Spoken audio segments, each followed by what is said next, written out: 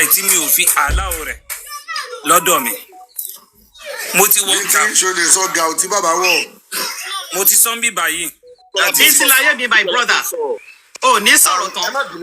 Ìwọ ti pinnu wípé ò ní drag bàbá. Àwa náà wá ń ṣe ìlérí fún ẹ wípé àwa máa drag bàbá lọ ní ọ̀dì tí Joseph Alọ́ba bá jáde láti wá sọ̀tọ̀. Opinion ti ń nìyẹn. Yes, Arifa. Má bínú jọ. Ìṣòrí gàù tí bàbá sọ fún ẹ páwọn wọ̀. I can say this anywhere. Bàbá fúnra wọn wà manipulative. Thank you. Bàbá máa bá ẹ sọ̀rọ̀ in the sense tó jẹ́ pé o ní choice than to fall fún bàbá. Mo mọye ìgbà tèmi gangan alára ti fall fún bàbá. Tó dẹ̀ jẹ́ pé mo ti ja àwọn ìjà kan.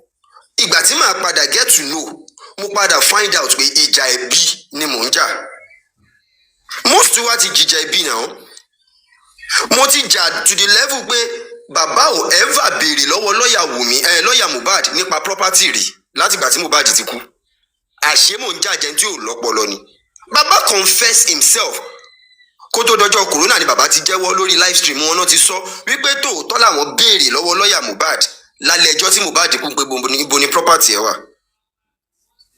She understand? Arifa, repeat that sentence. Repeat that sentence, abeg, no vex. Repeat. I personally have asked Baba about it, and he denies it to me.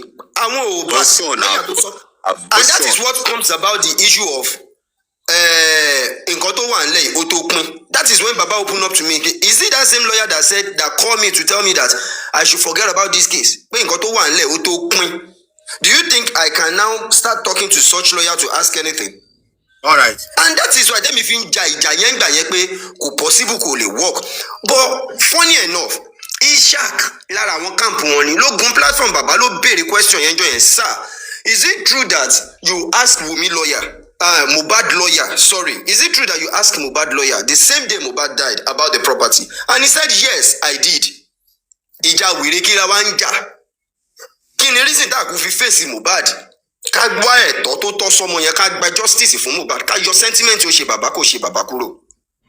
Bàbá gangan wà manipulative fúnra wọn. Bàbá máa manipulate to his own taste. Oh, ní choice wà bow. And that is why tí wọ́n fi vow bó ní drag bàbá. I have said the same thing. Èmi gangan ò ní drag bàbá yẹn no matter what. I have said the same thing as well. But mama èmi ò ní dákẹ́ láti máa sọ. Èmi ò ní dákẹ́ láti máa sọ error tí n bá rí. Mama sọ síta. That is not dragging. Error yẹn náà issue ní issue tìgẹ́lẹ́ ò ṣe dragging bàbá. Error yẹn náà. So it's as simple as that. Dálàtí, mo fẹ́ béèrè question kan lọ́wọ́ bossman. Bossman, bóyá ẹ gbọ́ àbẹ́ mọ̀ sí ipe wọ́n over bàbá ní owó ní táìmù kan ipe kó gbàgbé pa justice. Mi wà wẹ̀.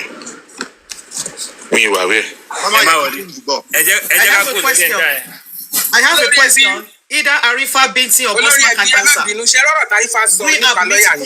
Okay. Ọ̀rọ̀ Tarifa sọ nípa ṣé bàbá béèrè property live stream bàbá Mohbad. Olórí ẹbí ẹ ti mute. Irọ́ ni mute. Jẹ́ o mute mú gbọ́ yín. Live stream bàbá Mohbad lọ́jọ́ Sunday. Best scholar wọn Ishaki ló béèrè lọ́wọ́ bàbá Mohbad pé is it true that he asked the lawyer Mohbad's lawyer about the property? And Baba Mohbad say yes pé ìgbà tó òun débẹ̀ òun béèrè pé òun gbọ́ pé ó ní 2 plots kan lórúkọ Liam Ngolowa. Tazan bá ṣọ́ọ̀tì ẹ̀ mọ́ Baba Mohbad lẹ́nu sáré blọ́ọ̀kù bẹ̀ yẹn. I was so shocked pé what? Ẹnu ẹ̀ ó sọ lórí live stream ẹ̀. Ǹjẹ́ mo fẹ́ sọ ni mo fẹ́ fi ẹ̀kún ọ̀rọ̀ Tarifa sọ. All these things. Anything about Mohbad property, I have knowledge about all this. But the thing is that our public we are also at fault by giving all the power to Joseph Alọ́ba. Why? Because we are thinking that because he's the father of Mohbad. We allow emotions and sympathy to overcrowd thinking, and that's exactly what happened. Now, the people around him, like this Gregson man now, I won't lie to you, ever since the issue of Ayaminka and Perkins, I will say that, like I said, I won't say because I'm not whatever, I will say the truth and I will say the bad whatever about them to you guys. Ever since the issue of Abuja with Chairman and Ayaminka, with the fact of what Gracie has been doing behind the closed door, playing his politics. Mr. Miwa is what I know about. Try to remove Gracie. Gracie is threatening Baba because of some of the secret to where Gracie. Only die everywhere. And Mr. Miwa was also scared that tell about your Gracie. I'm fat in you. Let Mr. Miwa come and deny this. But now, I want you to pay attention to what I'm about to say. With the level of information that is in the hand of Gracie, because everywhere Baba goes, Gracie goes with him. So there are level of informations. We ought to Baba, or to video, or everything. That's why Baba Mohbad will see the day Baba Mohbad think I am making issue to Shela Buta Shele. Or Baba Mohbad so we are going instantly. Gracie was beside him. You need to hear how Baba Mohbad was sounding. He knew that if Gracie goes, Gracie will threaten him with a lot of stuff. Alright? So because Gracie don't tell Babalo everywhere, there's a level of information, a lot of information in the hand of Gracie. Mr. Miwa is also aware of that.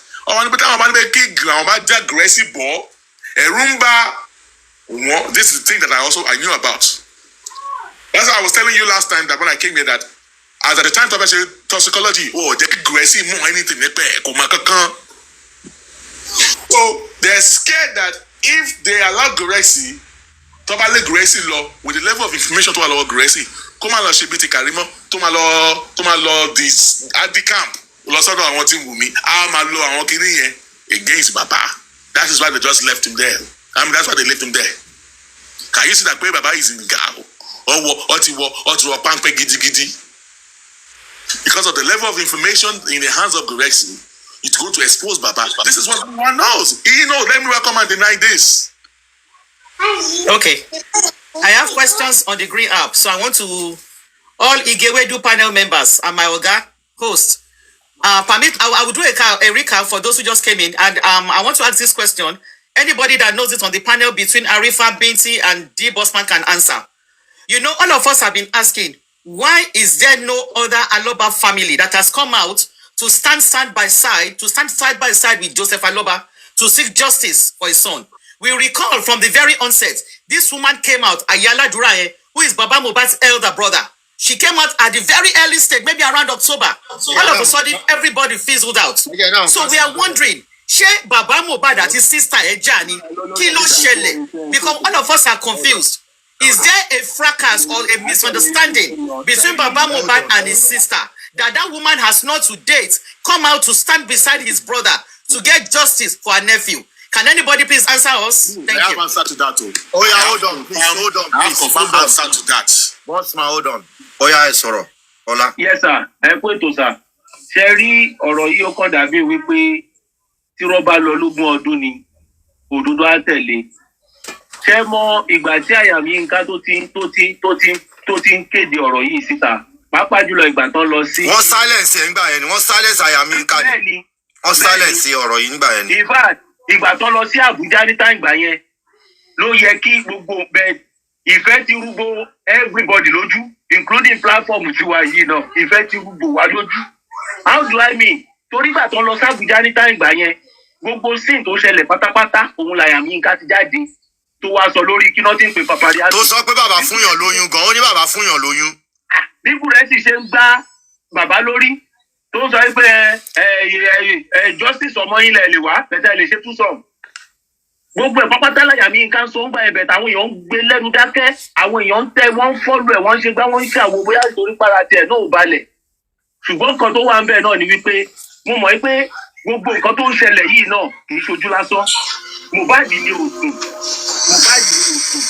Bíbélì náà dẹ̀ sọ ó ní ẹni tó dúró kó ṣọ́ra àmì kó dúró sí àbáwọn ẹ̀ máa ń gbọ́ báwọn Bíbélì ṣe sọ̀rọ̀ yẹn kí gbogbo wa tá a wà lórí òtítọ́ lórí òdodo ká dúró ká dẹ̀ má yẹsẹ̀. Mohbad àgbàdájọ́ o àwọn tí wọ́n dẹ́kọ̀ bí ọ̀rọ̀ Fáráò ni Mohbad ṣe máa ṣọ̀rọ̀ wọn because ó ti fún wọn ní táìmù tó láti ronú pìwàdà. Mo dẹ̀ jẹ́rìí pẹ̀lú gbogbo nǹkan tí bàbá ń gbọ́ yìí náà ẹ̀ẹ̀kan lọmọkùnrin máa ń kú ẹ̀ẹ̀kan péré lọmọkùnrin máa ń kú. Kí bàbá jáde wọ́n jáde ó dá kí lójú òrírí àjọ jáde lọ́jọ́ kan wọ́n fún mi lọ́mọ méjì gbogbo ayé tẹ́ẹ̀bà pa mí òtítọ́ ọbẹ̀ lélẹ̀ apá wọn ajábọ̀ kò sí nǹkan tó fẹ́ sọ mọ́. ẹ mọ̀ pé mo ń tẹ̀sí sọ náà ti pé nínú báńdéèjì ní bàbá ní bàbá Mohbad ni wọ́n wà nínú ìgbàgbó ni bàbá yẹn wà. tẹ́ bá rí wọn tó ń rẹ́rìn kì í ṣe ti tàbí ìṣe tí wọn rẹ́rìn tó ju wọn ò ṣe kìíní tàbí tó ń rẹ́rìn kò dénú bàbá yẹn because àwọn ìgbàgbó wà láàrin wọn tó yẹ pé kódà káwọn pípù yẹn máa ń sí ní àárín wọn nígbà tí bàbá bá ń sọ̀rọ̀ bàbá ò lè sọ bí ẹ máa fẹ́ tó lọ. ẹgbọ́n gbà tí bí ti pè mí bí ti wọ náà ọlọ́run ṣe wọ́n ló fọ̀rọ̀ yìí síta fúnra rẹ̀ kó lè mọ̀ pé tó bá sọ̀rọ̀ fèmí èmi ò kì í fi báyọ̀ jà láéláé mi ò sọ̀rọ̀ yẹn fáwọn fáǹsì mi up to date wípé bí ti máa pè mí lórí ọ̀rọ̀ bàbá lọ́ba wípé bí ti ń bẹ̀ mí wípé gbogbo nǹkan tó ń ṣe fún mi orin tí bàbá lọ kọ fún mi kí n má bínú bàbá wà ní gàù ni bàbá ti wọ́ gàù bàbá ti ṣe gbá wọ́n ń kọ̀ǹtró bàbá ni wọ́n ń ṣe gbá fún bàbá ni wípé bàbá ṣe pò ń tán ni. ṣé mo bá yín sọ ẹ́. sọ́tàn ẹ mọ̀ pé mo tún sọ fún yín pé wọ́n tún sọ fún bàbá wípé orin tí ẹ ṣe fún wọn ò pé ẹ ti lọ yọ́pò ní gbogbo platform ibi tẹ́ ẹ post ẹ̀ sí. ẹ pé mo sọ bẹ́ẹ̀ fún yín tẹ́ ẹ fi sọ yín pé ẹ yọ nǹkan kan o pé wọ́n gbé péèjì yẹn lọ nígbà yẹn. mo dẹ̀ fi wọ́n ẹ́ tó tọ́ mo ní. bẹ́ẹ̀ ni. àwọn wèrè yẹn ló lọ flag orin yẹn. ojú ẹsẹ̀ mi dẹ̀ pò wọ́n padà mo dẹ̀ sọ mọ́ yín pé bàbá. ẹ bá flag YouTube lẹ́ẹ̀mẹ́ta péré wọ́n máa gbé lọ wọ́n lọ flag orin yẹn bàbá Mohbad wá rò wípé mo lọ delete orin yẹn àwọn èèyàn wá lọ sọ fún bàbá Mohbad pé orin wọn mo ti yọ kó lórí YouTube mo ti yọ kó ní gbogbo platform whereas mi ò yọ wọ́n ti gbé YouTube mi lọ ni wọ́n ti gbé YouTube kẹ́ ẹ̀ lè má rí so òun ní sí ilé òun fi pè mí pé kí n má bínú sọ̀rọ̀ bàbá o ipe bàbá rí gbogbo nǹkan tó ṣẹlẹ̀ pé òun máa pè mí padà gan òun á kọ́ náà ti bàbá mọ́ mi àbí mo parọ́. bẹ́ẹ̀ni.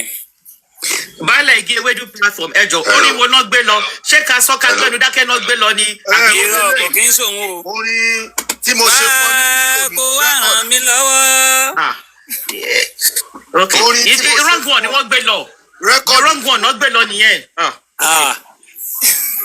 orin tó ṣe ní à ń sọ. wíness. ẹjọ yes àwọn bíi méjì àbí mẹ́ta ti béèrè question yìí látẹ̀kàn and I see some commenters too who are saying the most important thing is what is the way forward. mo lè rò pé at this point we need to focus attention, concentrate our attention and our energy on the petition against Baba Mohbad and Muyiwa. Seriously. We have to put Baba Mohbad walk out. Baba Mohbad walk out. Baba Mohbad walk out. Baba Mohbad knew what he was doing from the outset. And it has just been established that hours after his son died, somebody who had a mental composition láti máa bèrè pé property mi lọ́mọ mi ní ìka bàbá nìyẹn. So he knew that. I think he quickly realized the opportunity ni. Yes, if you can instantly make the next thing that comes to your head hours after your Oluomo died is to be saying property mi lọ́mọ mi ní. So Baba Mohbad set out to be used. He found allies in people who can help him achieve his aim. Kò ń ṣe pé bóyá ó tẹ́ra ìsígà ó ráwọn tó lè jọ ṣe iṣẹ́ yẹn ó dẹ̀ faramọ́ kò mọ̀ pé ó máa padà wá yí òun lọ́wọ́ báyìí. He set out to do what he did. Ẹ tó lọ sórí QH radio tó ń sọ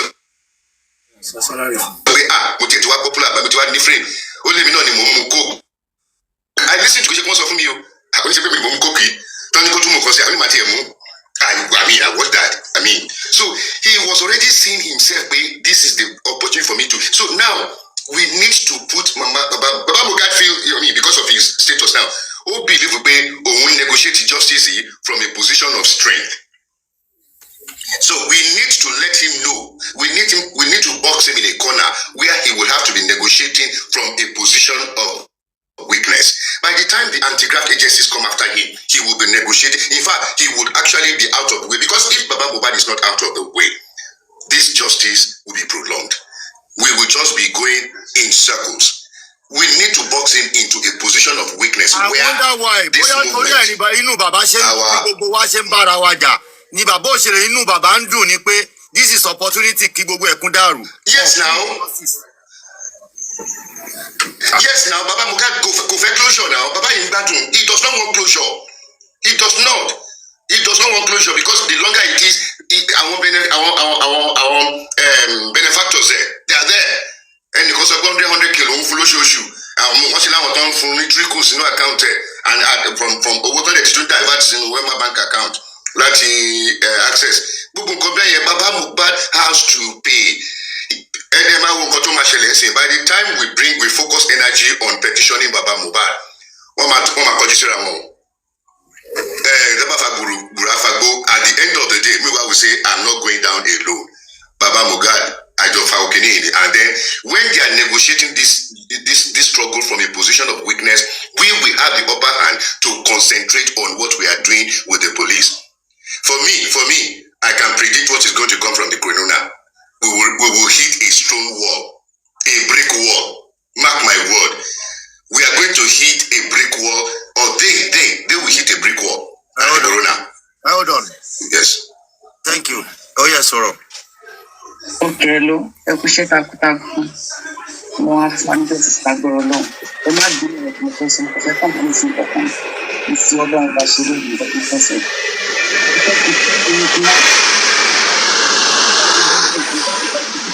Máa kọ́ tí lè máa sọ fún yín.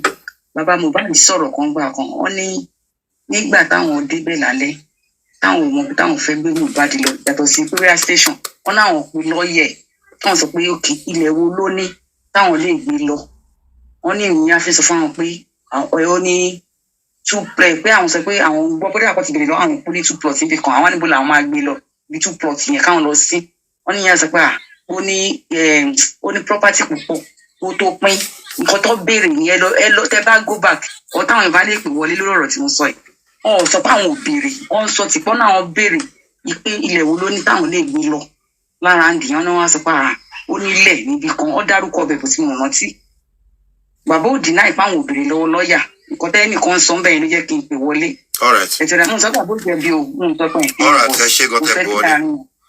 yes sir.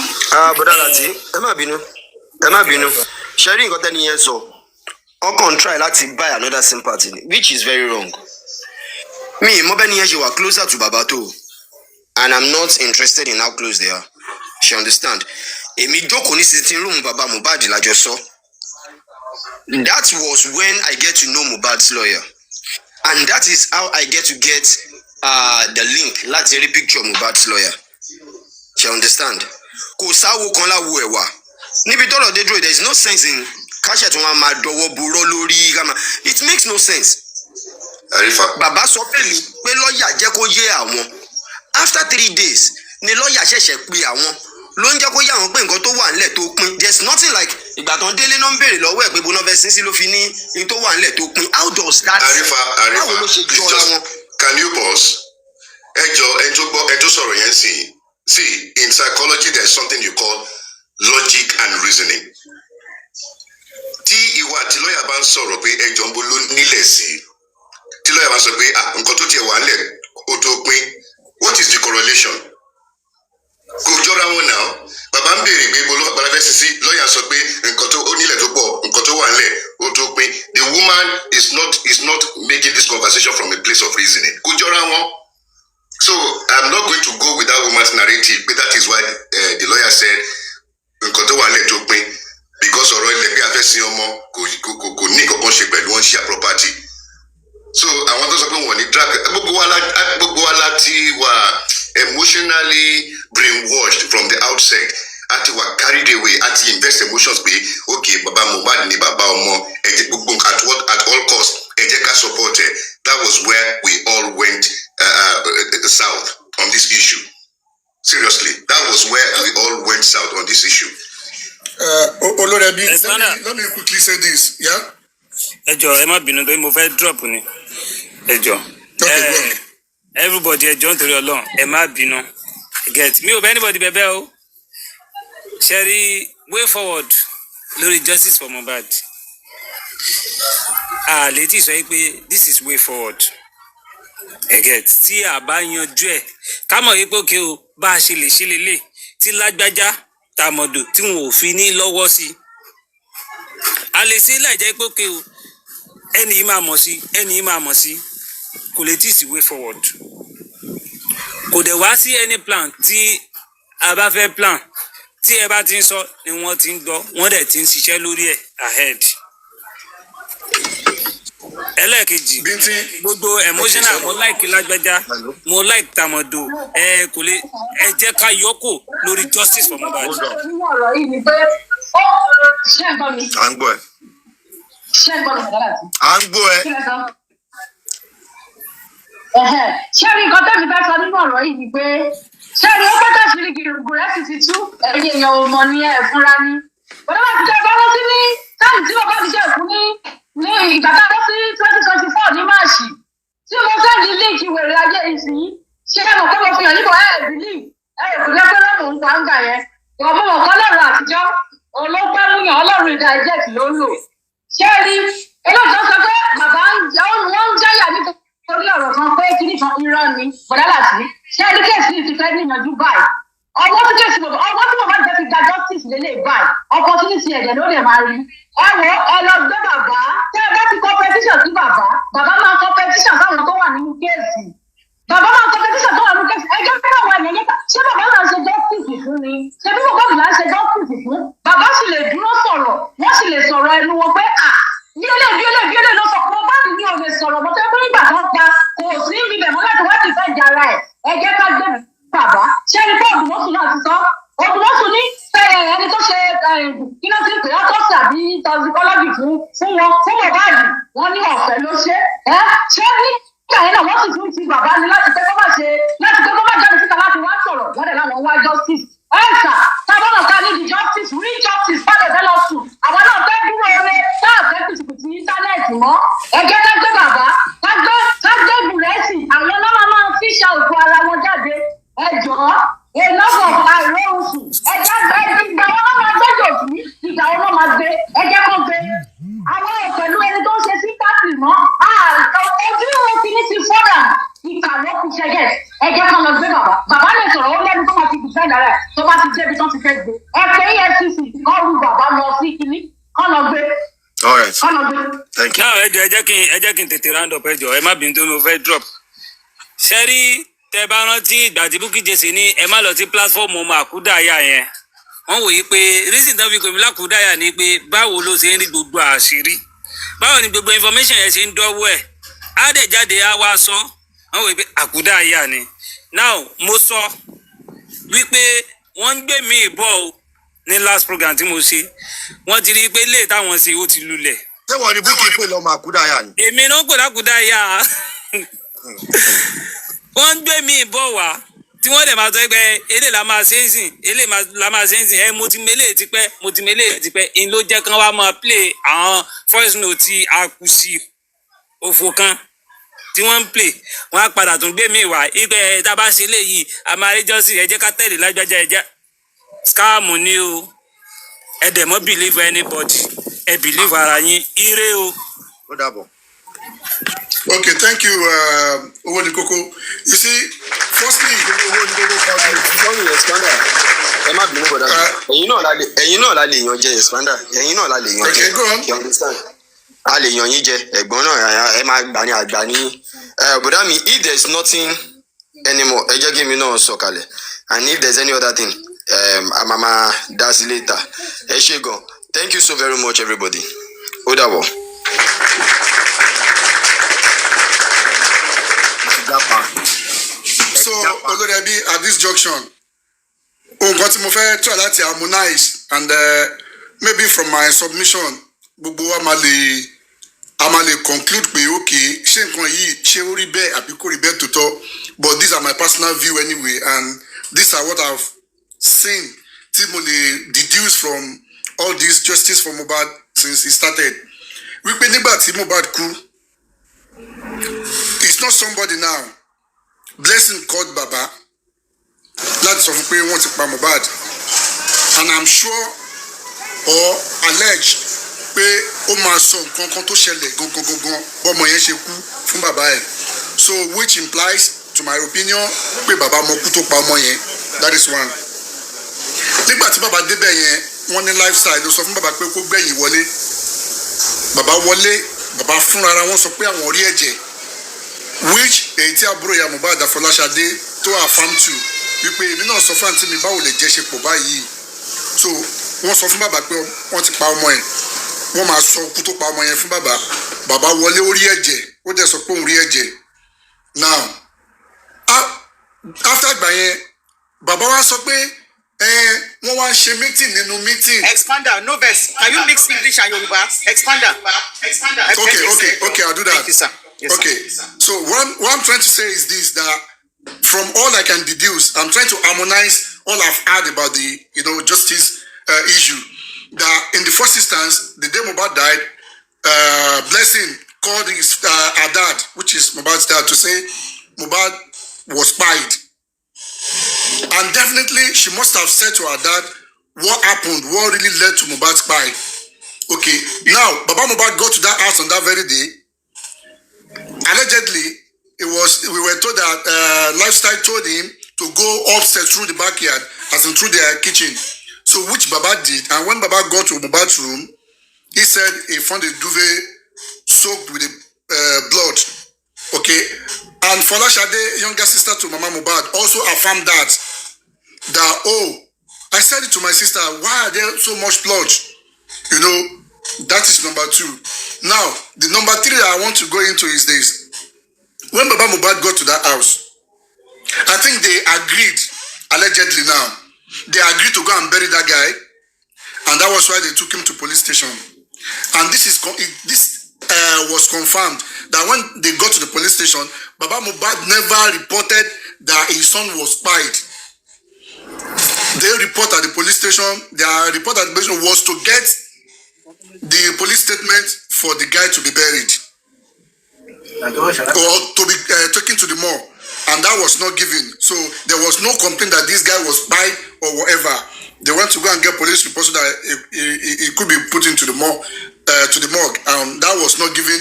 Then they took him for burial following day. Now, where I'm coming is this. After the burial, like I said, before they went for the burial, they all agreed to go and bury him, and eventually they went for the burial. And after that, they were supposed to have a meeting, and that was where they played Baba Mohbad. They said Darosha was to come and pick Baba Mohbad. It was raining that very day. Baba Mohbad went to Mama Mohbad's house, where she stays, and Mama said, I've gone to Mohbad's house, so Baba was surprised. Later on, Baba called the other day that, when are we having the meeting? They say, what is it called? Darosha is not feeling fine.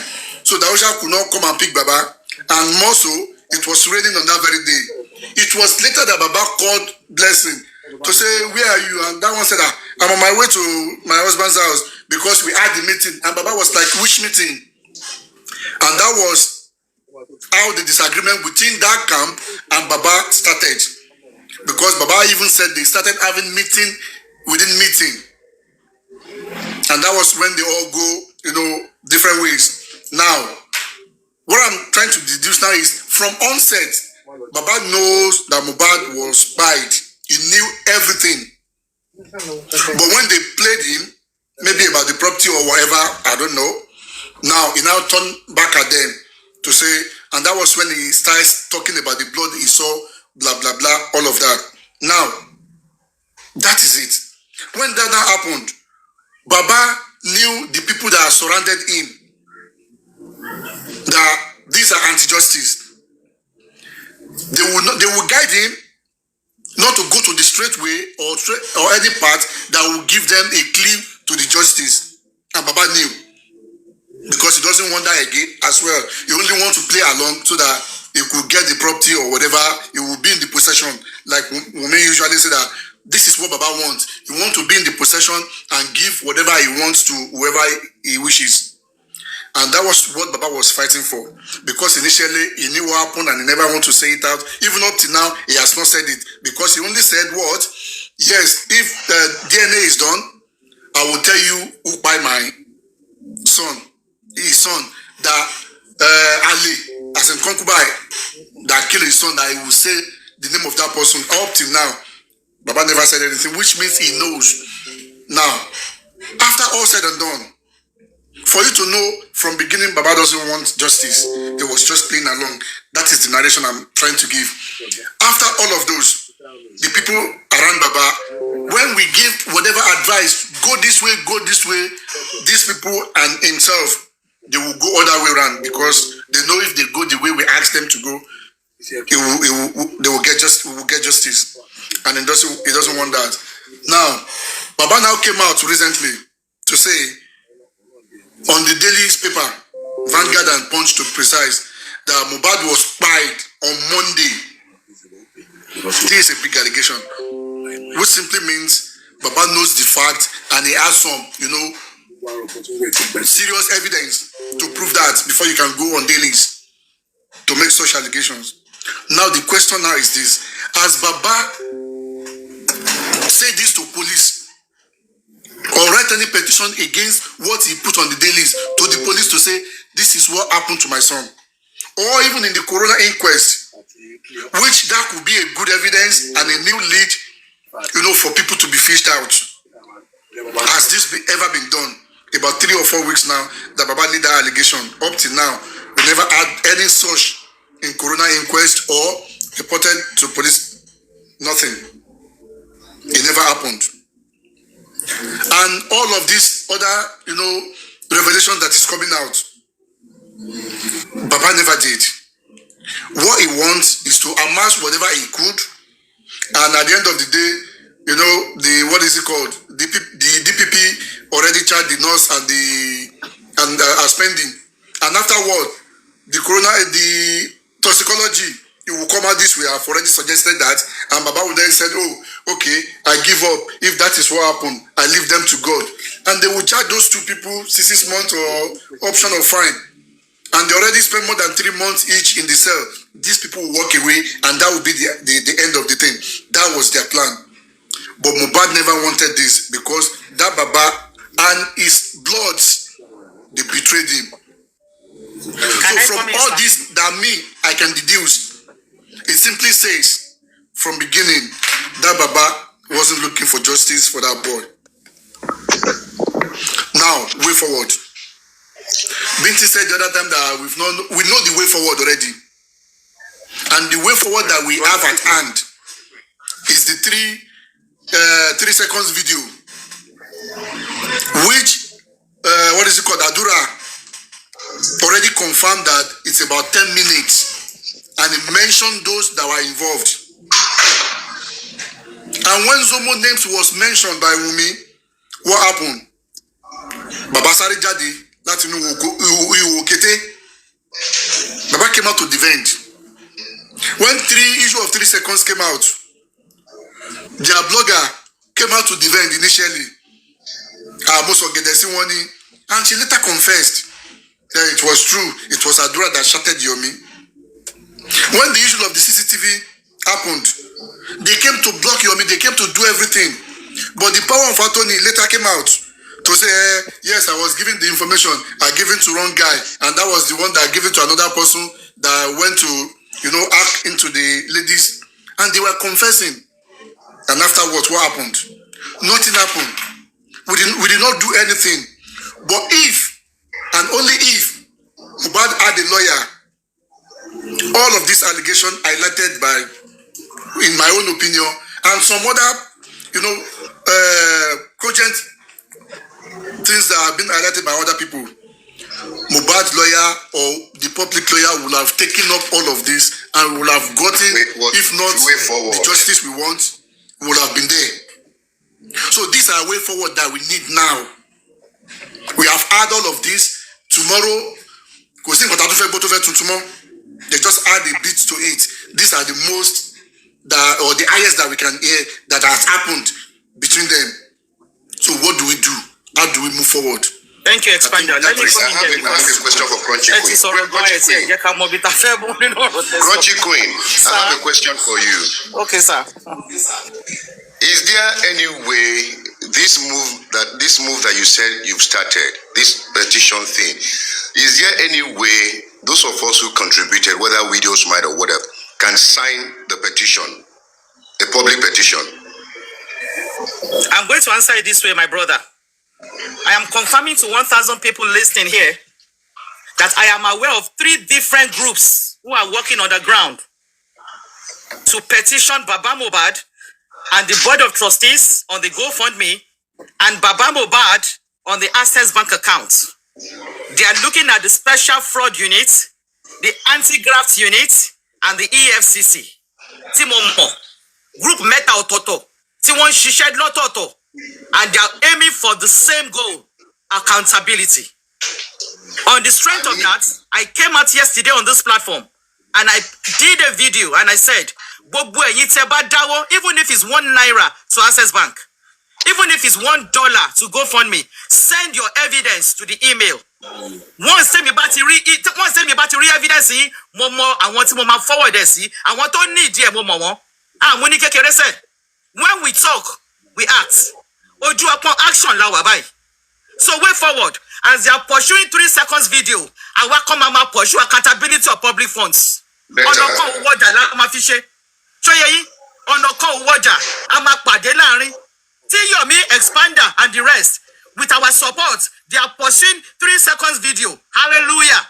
I welcome, Mama pursue accountability. Akpade láàrin Mohbad àrí justice. I want to support Josie. Tamba wa lórí platform itonbo. Before you sleep tonight, I want you to ask yourself one question. Josie Aloba Oniebi, àwọn ọmọ tó bí nínú wọn support yẹ. Ìyàwó ẹ kò support ẹ, àbúrò ẹ wọn support ẹ, ẹ̀gbọ́n ẹ wọn support ẹ, ó yẹ kẹ́ wo irú èèyàn bẹ́ẹ̀. Your children are against you. Your family against you. You are the single fighter. Ṣé wọ́n hate Mohbad tó yẹn ni? Àbí wà tí ẹ̀gàn ni ò dáa? Àbí all of them saw that you are pursuing something.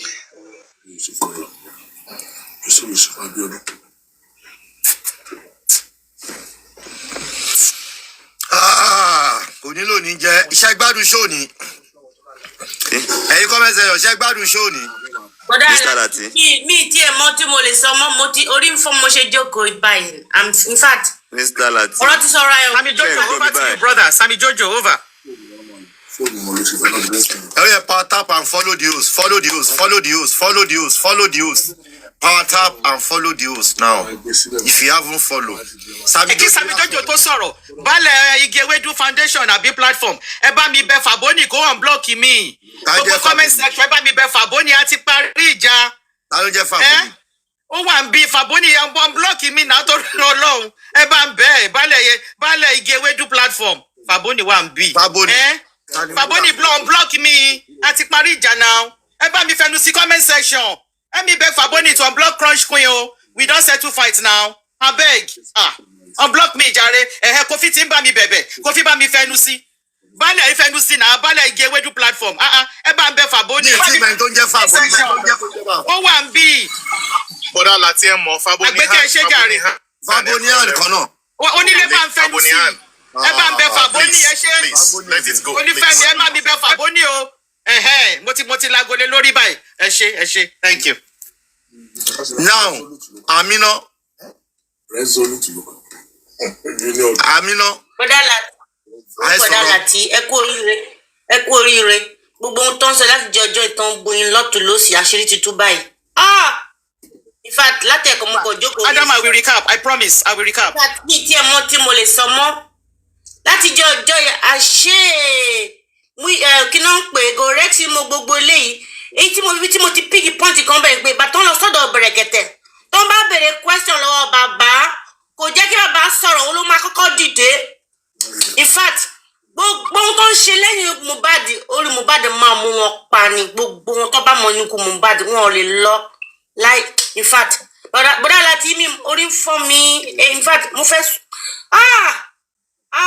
èèyàn burú kí ló dé torí owó yìí kí lẹ fẹ́ gbé lọ bàtẹ wá sáyé ẹsẹ gbowó wá ní ẹ tún wá ń lọ without nothing tó ní accident ní ọsọ bàbá ẹ jáde kẹ́ sọ̀rọ̀ tẹ́ ẹ bá rẹ sọ̀rọ̀ ẹ gbé lọ́ọ̀yà ẹ tẹ́ wọ́n tì yín sínú wọn kòkò báyìí kọ́ máa gbé gbogbo wọn including àwọn tó wà nílé tó pa ọmọ yín ẹ má bẹ̀rù ẹ̀kọ́ náà ẹnìkankan máa kú kí ló dé enough is enough kọ́ máa pa ọmọ ọlọ́mọ kọ́ máa fi gbowó lẹ́yìn ètò in fact bọ́dà láti ó dàbọ̀ mi lè sọ̀rọ̀ mọ́ orí ń fọ́ mi that is why I don't used to come online anytime because ọ̀rọ̀ yìí in fact ó kò shock me gbogbo àwọn èèyàn ti sọ̀rọ̀ now the only thing tí ma advice ń pé bọ́dà láti ẹjọ́ ẹ bá bọ́dà yẹ omi gbogbo àwọn tó kù rẹ́sìkò àti àwọn tó kù kán ṣe meeting together. ẹ wá ju adájọ́ ṣe nǹkan ẹgbẹ́ nǹkan gbẹ̀yìn mi kọjá ẹ ń gbé gbogbo ẹgbẹ́ mi kọjá. àṣé bọ́dà láti ewu náà gbogbo ohun tó ń lọ ṣe máa àwọn ọmọ aláfa àwọn wèrè yẹn ní gbogbo ohun tó ń lọ ní beside ní wọ́n bèrè lọ́wọ́ ara mi pé since these days what is going on since 2023 wọn ní justice fún Mohbad for what àṣà àwọn olórí burúkú yìí ló wà nísàlẹ̀ wọ́n máa fún wọn ní ọwọ́ lẹ́yìn lọ́sì wọ́n ń ba gbogbo ẹ̀jẹ̀ ẹ lè kúre àwọn olórí burúkú àwọn wèrè gbogbo yín pátá tẹ́ bá mọ̀ ní kú Mohbad ẹ ní kúre o ẹ máa tẹ̀lé lọ lágbára Ọlọ́run kò sẹ́ni tí ò ní kú. Thank you. Oga, please, sir, because Sammy Jojo, let me recap because of those in the comment section, sir. Just 2 minutes, I will just recap. Then Sammy Jojo will talk. Okay, we got to this point because we wanted to Adama, see something football, something maybe Agbabola. Please just try to listen to the recap. We got to this point because we wanted to unmask and unravel how Gurexi and Famuyiwa came into those movements. Who brought them? So, in the course of the discussion, Yoyekudi on a live stream today said Bukky Jesse brought Ayodele Famuyiwa. Bossman has confirmed it a long time ago, and a lot of people also confirmed it, that Bukky Jesse brought Ayodele Famuyiwa. And if you all listen to Bukky Jesse's live stream few days ago, she said it herself, that she was on a show one day, and somebody called in from America. He called himself Mr. Ayo, introduced himself, blah, blah, blah, blah, blah. Along the line, he got to know that he happens to know Baba Mohbad. They are from the same hometown, but there is no blood connection. They are not related. So Bukky Jesse now connected Ayodele Famuyiwa to Baba Mohbad. So the bottom line is that they gave us a lie from the very onset that these two people are cousins or whatever. They are not cousins. They are only from the same maybe locality in Ekiti State. Joseph Aloba and Famuyiwa Ayodele, who Joseph Aloba gave the power of attorney. There is no blood connection. That is why Muyiwa never came to Nigeria to see Mohbad's body till today. Somebody who owns the power of attorney has not deemed it fit to come to Nigeria in 19 months to see the body of the person to whom he was given the power of attorney. Is that not strange? So that shows you there is no connection. Connection at all. Then, Gurexi, allegedly, from what Binti Laye said today, I'm quoting Binti, Gurexi and Wunmi happens to be dating. They are lovers, boyfriend and girlfriend. I am quoting Binti Laye. We also got to know here that Gurexi and King White are bosom friends. They are very close. We also got to know here that Gurexi and Pierce, Muyiwa Pierce, are business partners. We got to know right here. So Gurexi is connected to Wunmi, and we know where Wunmi belongs. Gurexi is connected to King White, and we know where King White belongs. So that tells you whatever goes on within this movement is already compromised from the onset. That is why we are where we are today. Don't forget, Baba Mohbad has two lieutenants, one on the right, one on the left. Alligator Muyiwa and Generator Gurexi. So that's where we are today. Thank you. Sammy Jojo, over. Hold on. Our market ẹ̀yin ètà wa ṣe wá ráyé yín àbí ọ̀rọ̀ ta ní kí bàbá má gbọ́. Bàbá náà ló wá ń parí ẹ̀nà wọn lọ́wọ́ báyìí o. Láwọn ní kẹ́ ẹ gbà fọ́gà yẹn lẹ́ẹ̀gbà ẹ wá ayé yín lóde. Ẹ wá ayé yẹn wẹlẹ́yà. Ìtìjú lélẹ́yìí. Kí ni kí Wùnmí máa sọ Wùnmí tá à ń bá jà láti jọjọ́ yìí? Kí lẹ fẹ́ kó máa sọ báyìí báyìí sìn á náà lọ mú wa? Àbí Wùnmí ò ní sọ pé lọ́ọ́ mú wa? Lójú tì ní ẹ̀dẹ̀ náà kàwé. Ṣé ìwé tẹ́ ẹ̀ka tẹ́ fi kówó jẹ lélẹ́yìí? Àwọn òwe tẹ́ lè manage bàbá Mohbad dáadáa. Manage bàbá yẹn dáadáa. Manage bàbá yẹn dáadáa. Ẹ̀yin lẹ bá gbogbo kíní ìjẹ́ báyìí. Ẹ̀yin tẹ́lẹ̀ kàwé yẹn. Manage bàbá yẹn dáadáa rárá àti rárá. Ìkà lẹ ṣe. Ìkà gbogbo àwọn ọ̀tọ̀ rẹ̀ ẹ sọ́dọ̀ tà mọ́ lọ́wọ́. ẹ̀yin lẹ wá ń ṣe bí ọ̀rẹ́ àtọ̀tá lójú ẹ̀ gbogbo àwọn tó yẹ kó bá ṣọ̀rẹ́ lẹ ti lé ní sàkání ẹ̀ dànù ẹ ti bà ayé wọn jẹ́ yìí ti Jámánì àjòkó fàkíà a máa sọ story tí ó mọ̀ ń pa ẹ̀ láti sinẹ́ ó jẹ́ ẹ̀ lójú tí àkàwé láti sinẹ́ àkàwé àgbọ̀yìnbó but àkà ọgbọ́n orí àkà ọgbọ́n orí. tábà máa wí táwọn àwọn á máa ní illiterate platform ẹ wá wo ẹ̀ẹ́dẹ̀ bá illiterate platform láti ọjọ́. tó ń sọ lójoojúmọ́ nìyẹn that's what he used to say.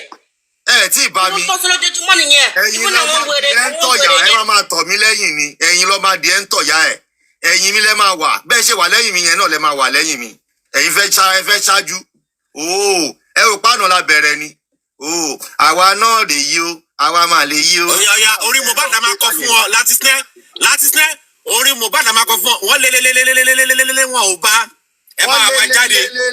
lé wọn bá wọn wá wọn máa rí. máa rí o. abẹ́rẹ́ lọ́kùn tó dín ó dojú àlá kí ló orúkọ orin yẹn náà ẹ já lọ fún music break kí ló orúkọ orin yẹn náà Ronaldo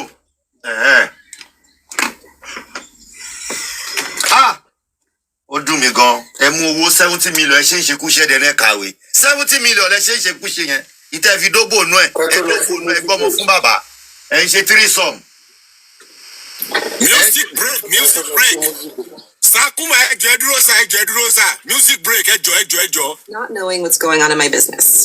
Abẹ́rẹ́ á lọ kọ́nà òkú tó di ó dojú àlàkẹ́ tó rí Mohbad abẹ́rẹ́ á lọ kọ́nà òkú tó di yéyéyéyé ó dojú àlàkẹ́ tó rí Mohbad. ẹjọ membership into Ige Ewedu platform is open o àwọn members wọ́n ti ń reach out páwọn fẹ́ join Ige Ewedu platform ẹ kàn sí olórí ẹbí pẹ̀lú fọ́ọ̀mù yín ẹ fìlì fọ́ọ̀mù for Ige Ewedu platform.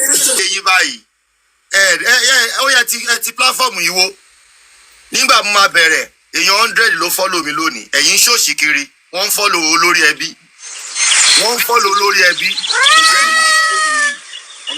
láyọ̀ wọlé o láyọ̀ wọ́n follow mi ni àṣírí. wo nígbà mo bá bẹ̀rẹ̀ show lónìí 45 followers ó ti di 46 followers lónìí nísinsìnyí kò yé yín you got it if you don't got it. We got it, but we got you. Ẹ wo mi ní pẹ́rẹ́ ẹ̀yin wà bẹ̀rẹ̀ identified. Ẹ wo yí àwọn tó ẹ dọ́nà ẹ lè sọ yí àwọn mélòó ló ń bẹ́ mi nìkan jà. Ṣé lè rántí? Ẹ lọ bọ́ ẹ gang up lórí èmi nìkan.